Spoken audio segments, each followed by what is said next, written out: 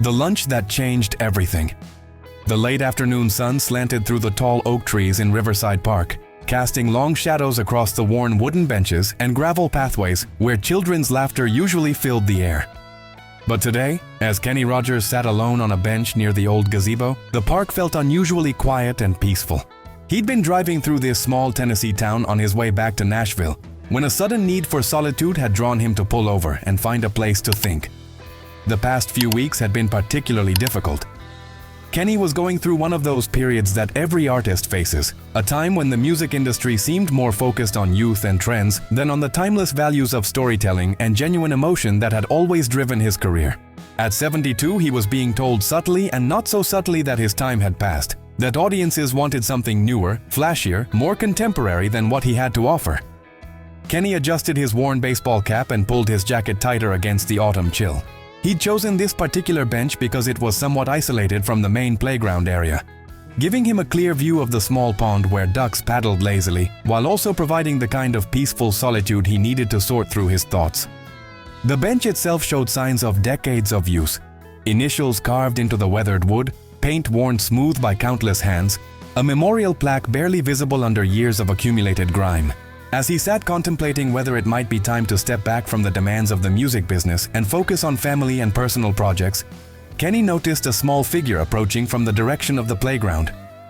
It was a little girl, probably 8 or 9 years old, with dark hair pulled back in slightly messy pigtails and wearing a purple jacket that had seen better days. She carried a brown paper lunch bag in one hand and walked with the careful, deliberate steps of a child who'd been taught to be cautious around strangers. What struck Kenny immediately was how alone she seemed. In his experience, children in parks were usually part of larger groups, with parents, siblings, friends from school. But this little girl appeared to be entirely on her own, which seemed unusual for a child her age, especially as the afternoon was growing later and most families would be heading home for dinner.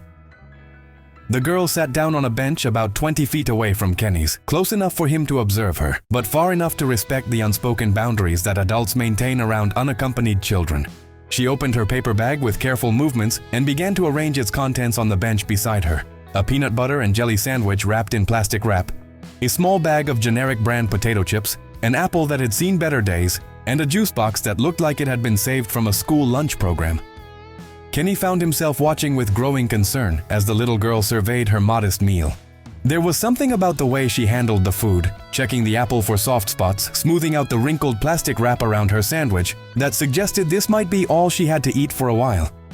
More troubling was the fact that despite having laid out her lunch, she didn't immediately begin eating. Instead, she kept glancing around the park as if looking for someone. It was then that Kenny noticed he wasn't the only person in the park.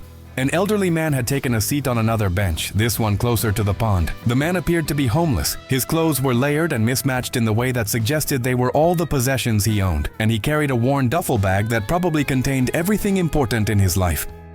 He sat very still, staring out at the water with the kind of vacant expression that spoke of someone who had nowhere else to go and nothing particular to do. Kenny watched as the little girl noticed the man too. She studied him for several long minutes, her small face serious and thoughtful. Then, to Kenny's amazement, she carefully rewrapped her sandwich, gathered up her chips and apple, and walked purposefully toward the homeless man. "Excuse me, mister," Kenny heard her say in a clear, sweet voice that carried across the quiet park. "Are you hungry?" The old man looked up with surprise, clearly not expecting to be addressed by anyone, much less a child. He was probably in his 70s, with gray hair that needed cutting and a face marked by years of hard living. But when he saw the little girl standing before him with her lunch in her hands, his expression softened. "Oh, honey, that's very kind of you. But you shouldn't be talking to strangers," he said gently, though Kenny could hear the hunger beneath his polite refusal. "My mama always said that when you have food and someone else doesn't, you share." The little girl replied with the matter-of-fact wisdom that sometimes comes from children who've learned about hardship earlier than they should have. "And I'm not supposed to talk to strangers, but I'm not really talking to you. I'm just giving you my lunch." Kenny felt his throat tighten as he watched this extraordinary act of generosity unfold. The little girl placed her sandwich, chips, and apple on the bench next to the homeless man, then stepped back with a shy smile. "But sweetheart, this is your lunch," the man protested, though Kenny could see that he was deeply moved by the gesture. "You need to eat." I already ate at school, the little girl said, which Kenny suspected might not be entirely true given how carefully she'd been handling the food. And besides, you look hungrier than me. The homeless man's eyes filled with tears as he looked down at the simple meal the child had given him. What's your name, little angel? Lucy, she replied. Lucy Chen. And you don't have to call me Angel. Regular Lucy is fine. Well, Lucy Chen, you just made an old man's day a whole lot brighter. My name is Robert, and I want you to know that this is the kindest thing anyone has done for me in a very long time. Lucy beamed at the praise, but then her expression grew serious again. Mr. Robert, do you have somewhere to sleep tonight? Because it's supposed to get really cold, and Mama always says everyone deserves to be warm. Robert's voice was thick with emotion when he replied, I'll be okay, sweetheart. There are places I can go. But thank you for caring. Kenny found himself leaning forward on his bench, completely absorbed in this interaction between the generous child and the grateful homeless man. There was something profoundly moving about witnessing such pure kindness, especially from someone so young who clearly didn't have much to give, but was willing to share what she had. As Lucy prepared to return to her own bench, she suddenly stopped and looked back at Robert. Mr. Robert, would you like me to sing you a song? My mama taught me some pretty ones, and she says music makes everything better. Robert nodded, unable to speak for a moment. I would love that very much, Lucy. What happened next took Kenny's breath away. Lucy began to sing Amazing Grace in a clear, sweet voice that seemed to transform the entire atmosphere of the park. Her rendition was simple and unadorned, but it carried an emotional depth that spoke of a child who understood something about grace and redemption that went beyond her years. Kenny felt tears streaming down his face as he listened to this little girl sing one of his favorite hymns to a homeless man she'd just met, sharing not just her food but her gift of music with someone who needed both sustenance and hope. The scene was so beautiful, so purely human, that it reminded him why he'd fallen in love with music in the first place, not for fame or commercial success, but for its power to connect people, to offer comfort, and to express the deepest truths about love and compassion. As Lucy finished her song, both Robert and Kenny applauded softly. Robert wiped tears from his eyes and thanked Lucy again, while Kenny found himself deeply moved by what he'd witnessed. This child had just demonstrated more genuine Christianity and human decency than he'd seen in many church services or charity events that he'd attended. But then Kenny noticed something that made his blood run cold. A man in a dark jacket had entered the park and was walking purposefully toward Lucy. Even from a distance, Kenny could see that something was wrong. The man's posture was aggressive, his movements quick and angry. As he got closer, Kenny could hear him calling Lucy's name in a harsh, demanding voice. Lucy!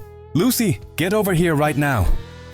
The little girl's face went pale when she heard the voice. She quickly said goodbye to Robert and hurried toward the man, her earlier confidence replaced by obvious fear. Kenny watched with growing alarm as the man grabbed Lucy by the arm and began speaking to her in angry, heated tones that were just quiet enough that Kenny couldn't make out the words, but loud enough to convey fury. Kenny saw Lucy trying to explain something, gesturing toward Robert, but the man wasn't interested in hearing her explanation. He continued to grip her arm tightly while berating her, and Kenny could see that Lucy was beginning to cry. The transformation from the confident, generous child who had shared her lunch and sang hymns to this frightened little girl being scolded by an angry adult was heartbreaking to witness. Kenny's protective instincts kicked in, and he found himself standing up and walking toward the confrontation. As he got closer, he could hear more of what the man was saying. Told you to stay right here while I went to make a phone call. Instead, I find you bothering some bum and giving away food we can't afford to replace. Do you have any idea how much trouble you've caused? I'm sorry, Uncle Mike, Lucy said through her tears. I just thought… You thought wrong, the man interrupted harshly.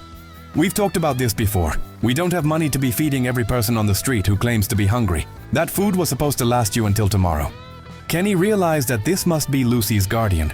Not her father, but an uncle who seemed more concerned with rules and money than with the remarkable act of kindness his niece had just performed. The man appeared to be in his 40s, with the stressed, worn look of someone dealing with responsibilities he hadn't asked for and wasn't handling well. Excuse me, Kenny said as he approached the pair, keeping his voice calm and non-threatening. I couldn't help but notice what happened here, and I wanted to tell you that your niece just performed one of the most beautiful acts of kindness I've ever witnessed. Uncle Mike turned toward Kenny with suspicion and irritation. I'm sorry, but this is a family matter. Lucy needs to learn that we can't afford to give away food to every person who asks for it. I understand your concern, Kenny replied gently. But what I saw wasn't a child being irresponsible with money. What I saw was a little girl who recognized someone in need and chose to help, even though it meant sacrificing her own meal. That's not something to be discouraged. That's something to be celebrated. Uncle Mike's expression softened slightly, but he still seemed defensive. Look, mister, I appreciate your concern, but you don't understand our situation. Lucy's mother died 6 months ago, and I'm doing my best to take care of her on a limited income. We literally cannot afford to give away food. Kenny felt his heart break a little more as he processed this information. Lucy had lost her mother recently, was living with an uncle who was struggling financially and emotionally, and yet she'd still found it in her heart to share what little she had with someone she perceived as being worse off than herself. The harsh midday sun beat down on the park, a stark contrast to the quiet solemnity of the moment. Robert, the homeless man, had just finished his small portion of the shared lunch, and the residual scent of the simple sandwich still lingered in the air. Kenny, his gaze softening as he looked at the small figure beside him, knelt down to Lucy's level. Her face was still streaked with tears, a testament to the raw grief she carried, but a quiet strength was beginning to emerge in her eyes. I'm very sorry for your loss, Kenny said sincerely, his voice a low, comforting rumble. He watched as Lucy instinctively wiped another tear from her cheek with the back of her hand. Lucy, what you did today was exactly what your mother would have wanted you to do. Sharing with others, especially when you don't have much yourself, is one of the most important things a person can do. It's a true act of grace. Lucy looked up at Kenny, her large eyes filled with a mixture of curiosity, gratitude, and a fragile hope. There was something about his voice, a calming cadence, and his steady, reassuring presence that seemed to cut through her pain, offering a momentary balm to her young, hurting heart. She found herself drawn to his gentle demeanor, a stark contrast to the rough edges of her recent world. Do you really think Mama would be proud of me? She asked, her voice barely a whisper, filled with a yearning for affirmation. I know she would be, Kenny said with absolute certainty, his voice resonating with conviction. He met her gaze directly, wanting her to absorb every word. The fact that you remembered her teachings about sharing and kindness, even when you're going through such a difficult time, when your own heart is hurting, shows what a special, truly remarkable little girl you are. It shows the strength of the love she instilled in you. Uncle Mike, who had been observing the interaction with a mixture of suspicion and growing intrigue, was studying Kenny more carefully now. His brow furrowed slightly, a flicker of recognition in his eyes, as if trying to place a familiar face or a distant memory. He rubbed his chin thoughtfully. I feel like I should know you from somewhere, he said slowly, his voice laced with a subtle hint of unease and curiosity. The man's face, though weathered, seemed to ring a bell he couldn't quite identify. Kenny smiled gently, a hint of amusement in his eyes. He was accustomed to such reactions, but in this moment, his focus was entirely on Lucy. Maybe we've met before, or maybe I just have one of those faces that looks familiar, he said, deflecting the attention from himself without being dismissive. But right now, what's truly important is Lucy and making sure she knows that her kindness today was something profoundly special. It was a beautiful thing to witness.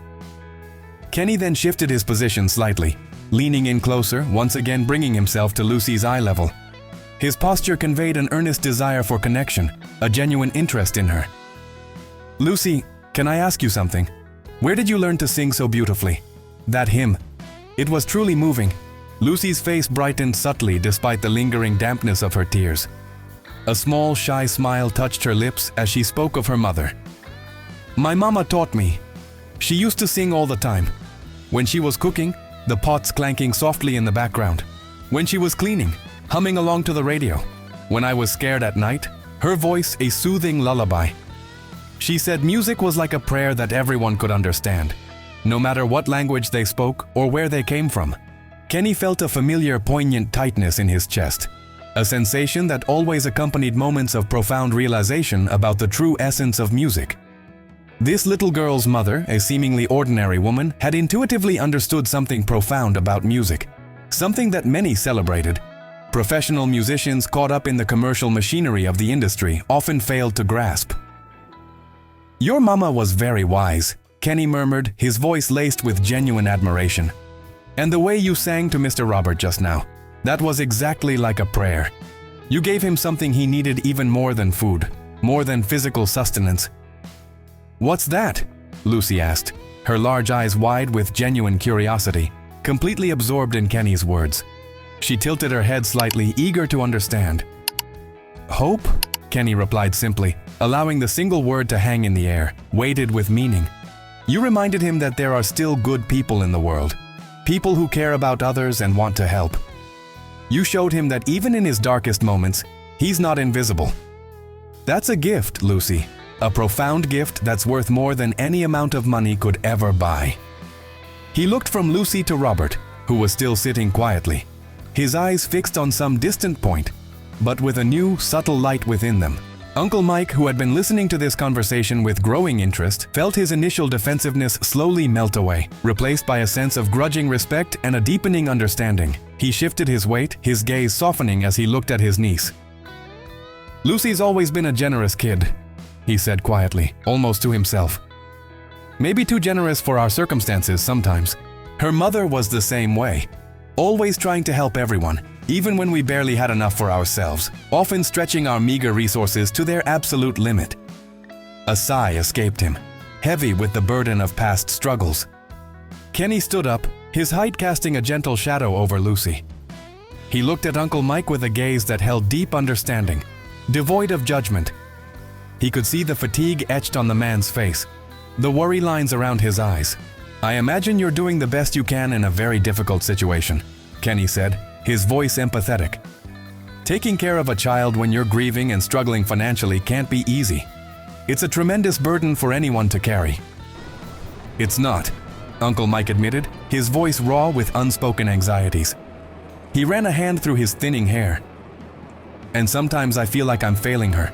I get so worried about making ends meet, about putting food on the table and keeping a roof over our heads, that I forget to appreciate the things that truly make her special. I get lost in the struggle, and I worry I'm not giving her what she needs." Kenny, without a moment's hesitation, reached into his worn leather wallet. He pulled out several crisp bills, their green hue a stark contrast to the faded fabric of his wallet. "Please, let me replace the food Lucy shared today," he offered, holding out the money. "And perhaps get her something extra, something special for dinner tonight." What she did was so genuinely beautiful, so selfless, that I'd truly like to be part of making sure she doesn't go hungry because of her kindness. Her generosity should be rewarded, not punished by circumstance. Uncle Mike's eyes widened and he started to protest, his hand coming up in a dismissive gesture. "Oh no, sir, you don't have to." But Kenny held up a gentle hand, stopping him mid-sentence. His expression was firm but kind. "This isn't charity, Uncle Mike," he clarified, his voice unwavering. "This is one human being wanting to support another human being who did something truly wonderful. Lucy taught me something incredibly important today about what really matters in life, about the true value of human connection and compassion. Consider it a thank you." As Uncle Mike reluctantly, almost hesitantly, accepted the money, his fingers brushing Kenny's, a look of profound gratitude, mixed with a hint of bewildered wonder, settled on his face. He clutched the bills tightly as if they might disappear. Kenny then turned back to Lucy, his gaze once again warm and encouraging. "Lucy, I have another question for you, if you don't mind. Do you like music? I mean, besides the songs your mama taught you, the hymns and lullabies?"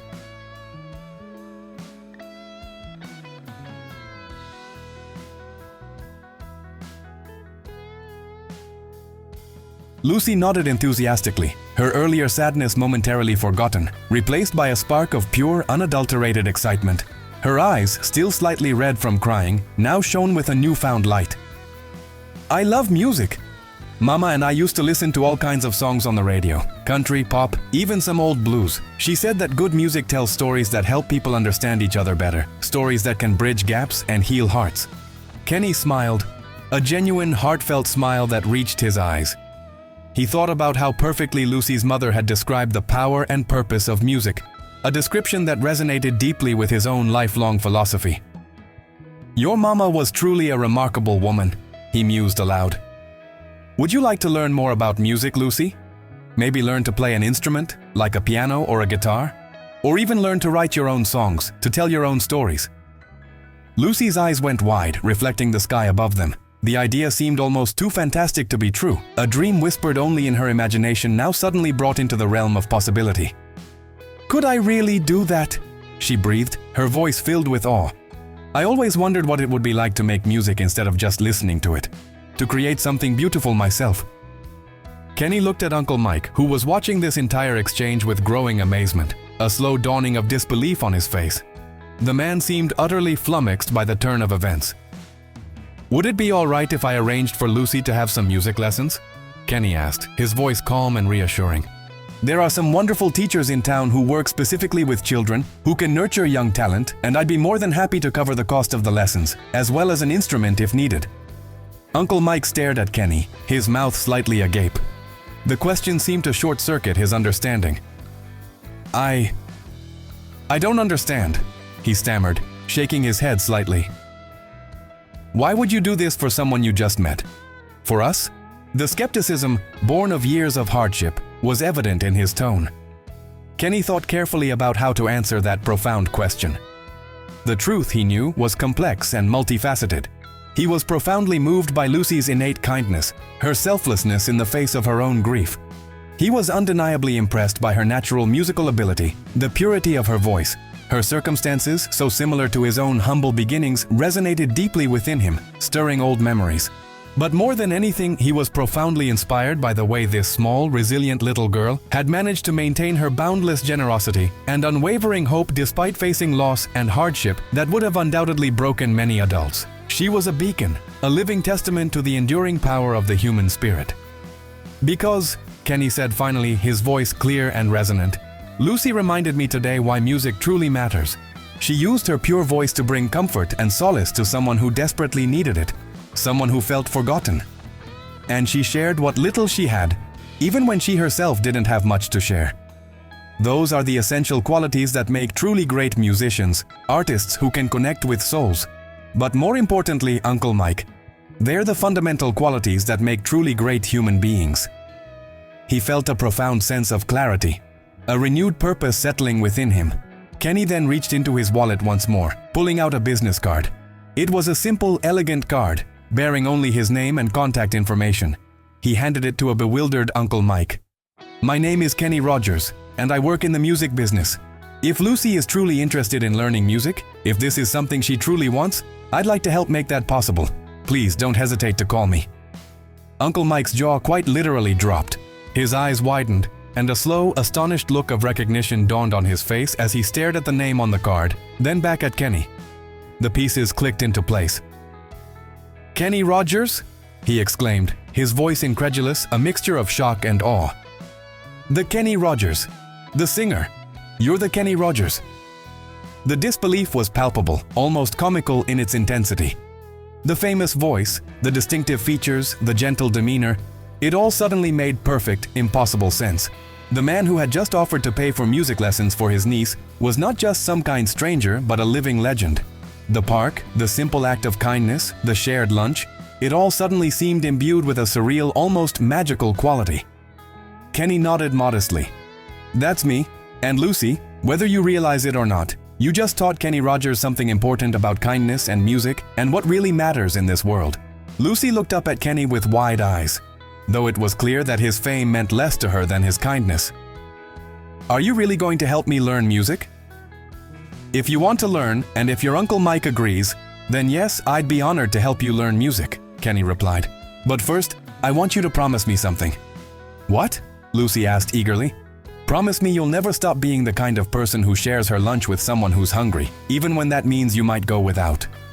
"The world needs more people like you, Lucy Chen." Lucy nodded solemnly. "I promise."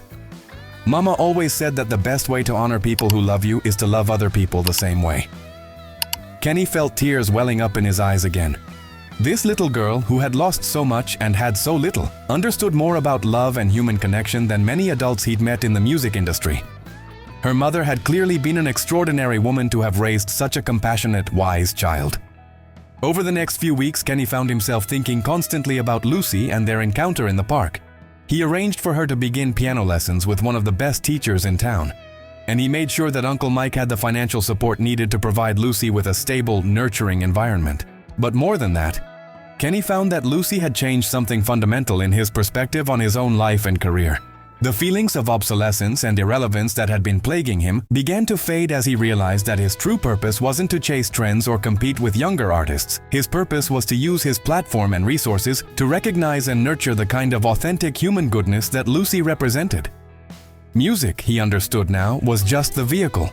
The real goal was connection, compassion, and the celebration of the human spirit. Kenny began visiting Lucy regularly, not as a famous musician checking on his charity case, but as a friend who genuinely enjoyed her company and was continually amazed by her wisdom and kindness. During one of these visits, about a month after their first meeting, Lucy played her first complete song on the piano, a simple arrangement of Amazing Grace that she'd learned in honor of Mr. Robert, the homeless man she'd shared her lunch with. "I wanted to learn this song really well," Lucy explained as she finished playing, "because Mr. Robert told Uncle Mike that hearing me sing it was the first time he'd felt hope in years. He said it reminded him that God hadn't forgotten about him." Ok, entendi. Vou estender este roteiro para aproximadamente 20. 0 caracteres, expandindo as descrições, os sentimentos dos personagens e o impacto das ações, mantendo o tom e a progressão da história. The crisp autumn air, still carrying the faint scent of fallen leaves and the distant murmur of city life, hung around them as Kenny spoke. Days had turned into weeks, and weeks into months since that initial serendipitous encounter in the park. Kenny had made a point of keeping in touch with Uncle Mike, carefully balancing his offers of support with a respect for their independence. It was during one of these calls that Kenny learned the truly remarkable news. Robert had indeed found help. "Kenny, you won't believe it," Uncle Mike had said, his voice tinged with a disbelief that slowly morphed into profound admiration. Robert, the man Lucy shared her lunch with, he actually went and sought out help. He's in transitional housing now, getting assistance for some mental health issues he'd been struggling with for years. It's like Lucy just flipped a switch for him. Kenny had listened, a warmth spreading through his chest. He knew that simple acts of kindness could be powerful, but this was a tangible, undeniable testament to their profound impact. Robert, a man once lost to the streets, was reclaiming his life. Now, standing with Lucy in the park again, the same park where their lives had first intersected, Kenny looked down at the bright-eyed girl. The sun dappled through the remaining leaves on the trees, painting shifting patterns on the ground. "Do you see what you did, Lucy?" Kenny asked gently, his voice soft with emotion. "You didn't just give Robert food for one day. You gave him hope, a genuine belief that someone cared. And that hope, that tiny spark you ignited, led him to get the help he needed to completely change his life trajectory." Lucy nodded thoughtfully, her gaze distant, as if seeing the ripples her actions had created. Her expression was one of deep understanding, far beyond her years. Mama used to say that when you help someone, you never know how far that help might go. She said kindness was like throwing a stone in a pond. The ripples keep going even after you can't see them anymore. She looked up at Kenny, her eyes reflecting the quiet wisdom of her late mother. Kenny was continually amazed, almost humbled, by the profound wisdom and insightful analogies that flowed so naturally from this 8-year-old child. Lucy's mother, he realized more and more with each passing conversation, had obviously been an extraordinary woman, a quiet force for good. Her simple yet profound teachings were not merely surviving, they were living on vibrantly through her daughter, manifesting in ways that were actively changing lives and inspiring others, including himself, to strive to be better people. He felt a deep gratitude for the universe, or fate, or whatever unseen force had guided him to that park on that particular day. As the months seamlessly passed, weaving themselves into a year, Kenny watched Lucy's musical abilities flourish under the expert guidance of professional instruction. He had found a wonderful, patient piano teacher, Mrs. Albright, who immediately recognized Lucy's innate talent and gentle spirit. Lucy absorbed lessons like a sponge, her small fingers dancing across the keys with increasing dexterity and emotion. But more importantly, Kenny watched with immense satisfaction as she steadfastly maintained the generous, loving spirit that had first captivated his attention in the park. Her kindness wasn't a fleeting gesture, it was an intrinsic part of her being. Lucy instinctively understood that her improving musical skills were not just for her own enjoyment. She used her burgeoning talents to perform regularly at local nursing homes, where her sweet voice and gentle melodies brought smiles to the faces of the elderly. She played at community centers, her music bridging gaps between diverse groups. And she participated in numerous charity events, always choosing songs that would bring comfort, joy, and a sense of shared humanity to her audiences. Her music became a balm, a source of solace and connection. Her uncle Mike had initially been understandably skeptical of Kenny's sudden and seemingly intense involvement in their lives. He was wary, his protective instincts honed by years of struggle and disappointment. He worried that a famous musician, accustomed to the transient nature of celebrity and fleeting passions, might have ulterior motives, or worse, might simply lose interest and inadvertently disappoint Lucy, adding another layer of hurt to her already fragile world. He had seen too many promises broken, too many hopes dashed. But as the weeks turned into months and Mike witnessed the genuine, tender friendship that steadily developed between Kenny and his niece, his skepticism slowly, painstakingly began to dissolve. He saw how Kenny's unwavering support was helping Lucy not only heal from the profound grief of her mother's death, but also encouraging her to embrace and develop her natural, exceptional talents. He saw the consistent care, the genuine interest, the quiet presence that Kenny offered. Mike became not just grateful for Kenny's generosity, but genuinely fond of the country music legend who had, against all odds, seen something truly special in a little girl sharing her lunch in a park. Kenny wasn't just a benefactor. He was becoming a true friend, almost a family member. 1 year after their first fateful meeting in Riverside Park, Kenny organized a very special concert. The venue was none other than the familiar community center where Lucy now regularly took her piano lessons, a place that had become a second home for her. The atmosphere was charged with anticipation. The concert featured Kenny himself, performing some of his beloved classic songs, much to the delight of the packed audience. His voice, rich and resonant, filled the hall, transporting listeners back through decades of hits. But the undeniable highlight of the evening was Lucy's performance of an original composition she had meticulously written and tirelessly practiced, a piece she had titled Mama's Song. As Lucy walked onto the stage, a small but confident figure bathed in the soft glow of the spotlights, a hush fell over the room. She sat at the piano, took a deep breath, and began to play. The piece was a beautiful, tender tribute to her mother's enduring teachings about love, kindness, and the universal language of music. Her melodies soared and dipped, echoing the joy and sorrow of memory. Her lyrics, delivered in her pure, clear voice, spoke of shared lunches, of comfort given, of kindness as a ripple in a pond. There wasn't a dry eye in the audience when she finished, the final notes lingering in the air like a whispered prayer. The applause was deafening, a wave of heartfelt appreciation. After the concert, as people surged forward, congratulating Lucy on her truly remarkable performance, offering her flowers and words of praise, a familiar figure approached the stage. Kenny hadn't seen him since that day in the park, and the transformation was utterly remarkable. Robert, the homeless man, stood before them, no longer shrouded in the grime and despair of the streets.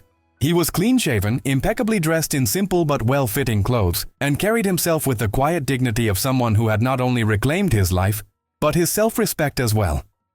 His eyes, once haunted and vacant, now held a clear, determined light. "Lucy," Robert said, his voice thick with emotion, his eyes glistening. He extended a hand and Lucy instinctively took it, her smaller hand enveloped in his. "I wanted to thank you again, sweetheart, for what you did for me that day in the park. That lunch, that song. It was everything." He paused, composing himself, a deep breath steadying his voice. "But more than that, I wanted to tell you what's happened since then. You deserve to know the good that came from your kindness." Lucy's face lit up with immediate recognition and pure, unadulterated joy. A wide smile spread across her face. "Mr. Robert, you look so good. Did you find a warm place to live? Are you safe?" Her concern was palpable, genuine. Robert smiled, a deep, heartfelt smile that reached his eyes, even as tears began to track paths down his cheeks. "I did, sweetheart. I found a roof over my head. But more than that, I found help for some problems I'd been carrying for a long, long time. The mental health issues that kept me on the streets, the despair. I'm getting help for them now. And," he continued, his voice swelling with pride, "I found a job working with other people who are homeless, just like I was. I'm helping them get the services they need, guiding them through the maze of bureaucracy, reminding them that there's hope." He paused again, his gaze sweeping over the faces in the crowd, resting finally on Lucy's. What you did for me that day, sharing your lunch and singing to me, it reminded me that I was still a human being worth helping. It gave me the courage, the sheer audacity to ask for help, to believe that things could be different. Robert's voice trembled with the weight of his gratitude. I want you to know that every day, I go to work, and I work with people who are exactly where I was a year ago. And every single time I help someone find housing, or get into a treatment program, or just remind them with a kind word that someone, somewhere, cares about them, I think about a little girl who gave away her lunch to a stranger in a park. Your kindness, Lucy, has now helped dozens of people, because it taught me how to be kind again too. You started a ripple effect that I am now a part of. Kenny watched this reunion with a heart full to bursting with gratitude and profound wonder.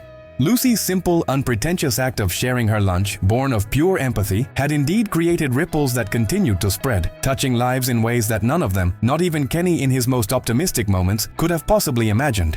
Robert's incredible transformation from a despondent, homeless man to a dedicated social worker actively helping others was a direct, undeniable result of the hope, the renewed dignity, and the simple human connection that Lucy had extended to him on that chilly autumn day in the park. It was a testament to the fact that kindness, truly, was never wasted. The soft hum of fluorescent lights, now slightly dimmer, and the lingering scent of stale coffee, mixed with the faint sweetness of celebratory cake, filled the community center as the last stragglers departed. The energy of the concert had faded, replaced by a quiet sense of lingering warmth. Kenny, feeling a sense of profound, quiet contentment that surpassed any joy from a platinum album or a sold-out stadium, found himself alone with Lucy and Uncle Mike. Lucy, her small frame radiating a tired but undeniable exhilaration from her performance, leaned against her uncle, her head resting on his shoulder. Mike, for his part, was practically glowing, his pride in his niece's burgeoning musical talent and the widespread recognition she was finally receiving for it a tangible force in the room, almost radiating from him. Lucy, Kenny began, his voice soft, almost a murmur, as they started to gather their things, the last echoes of the evening fading around them. Do you remember what you promised me that first day we met? In the park? Just after you shared your lunch? Lucy, her eyes wide and thoughtful, though slightly heavy-lidded from the day's excitement, nodded solemnly.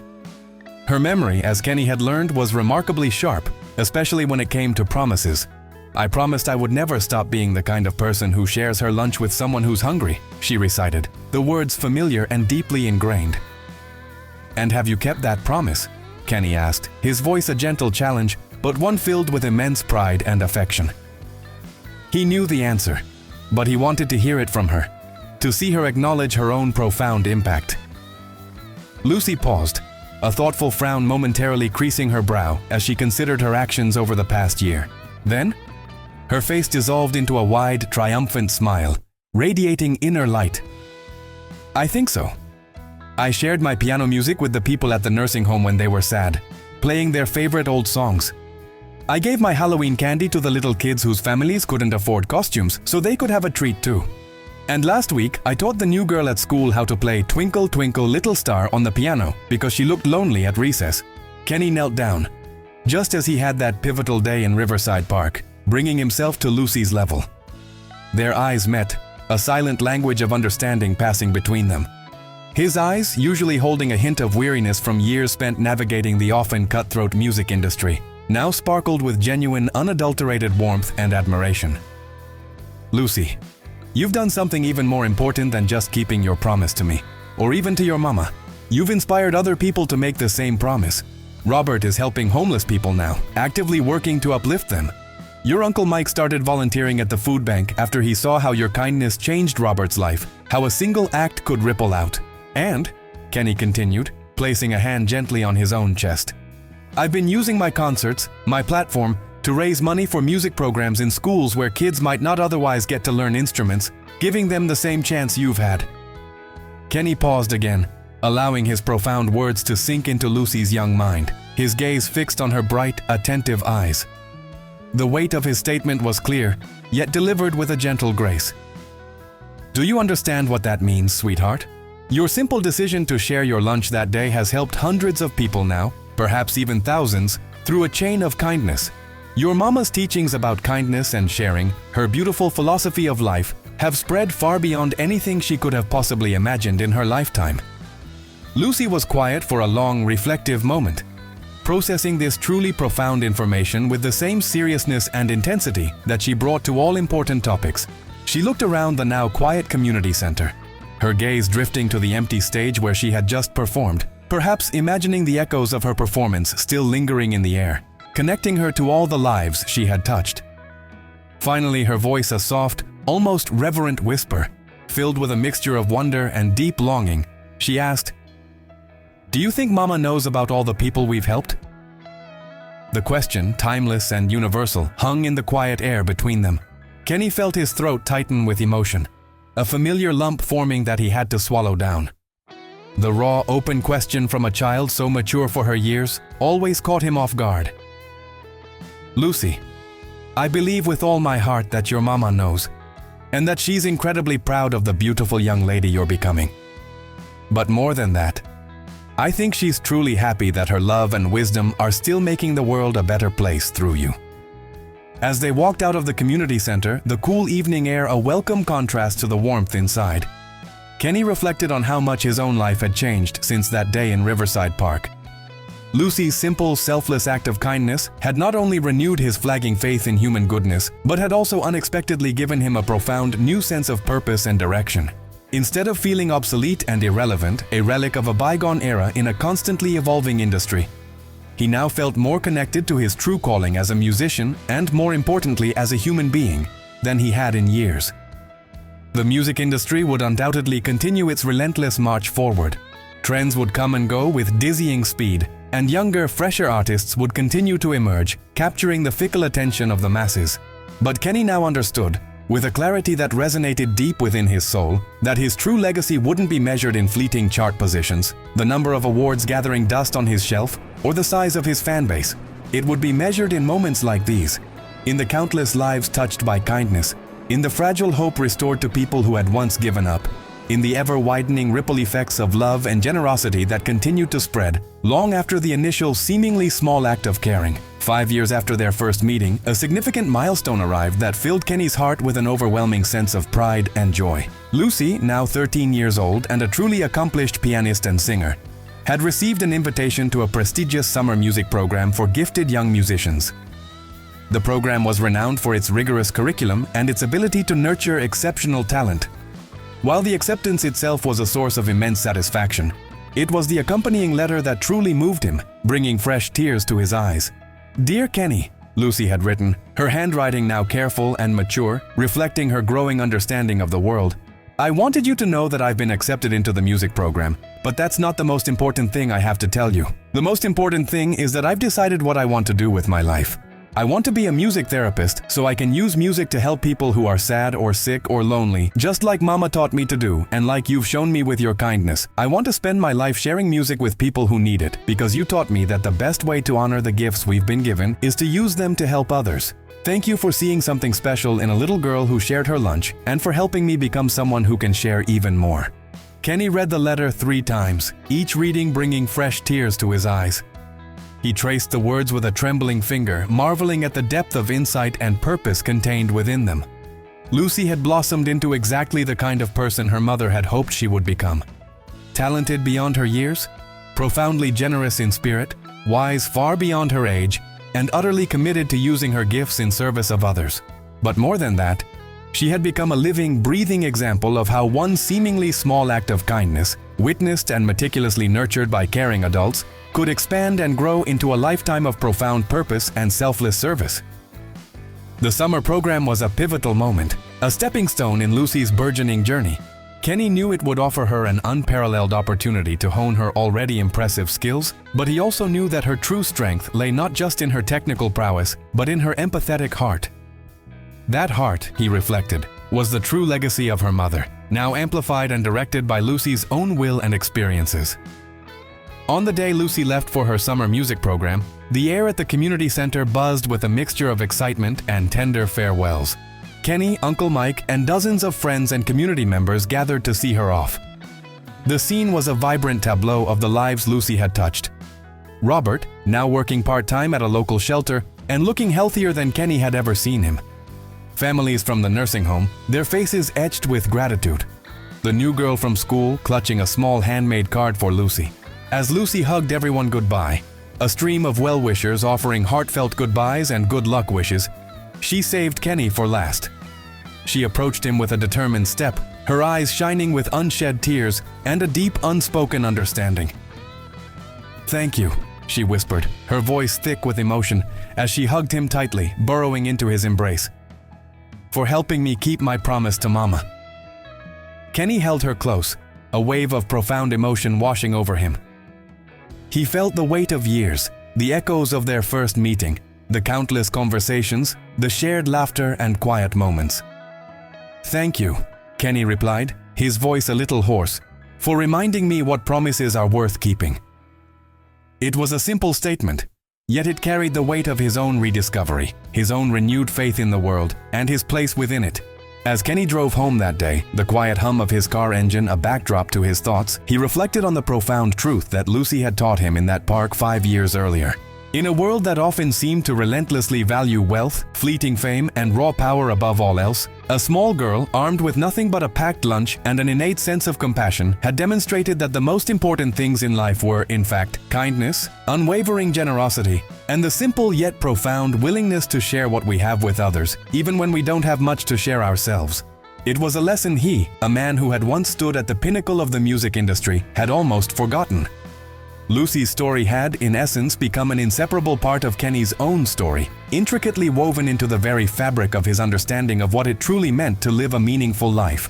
He had seen the music industry evolve and morph countless times. He knew technology would continue to relentlessly change how people experienced music, from vinyl to streaming, from concerts to virtual realities. New artists would inevitably emerge, capturing the public's fleeting attention with fresh sounds and captivating personas.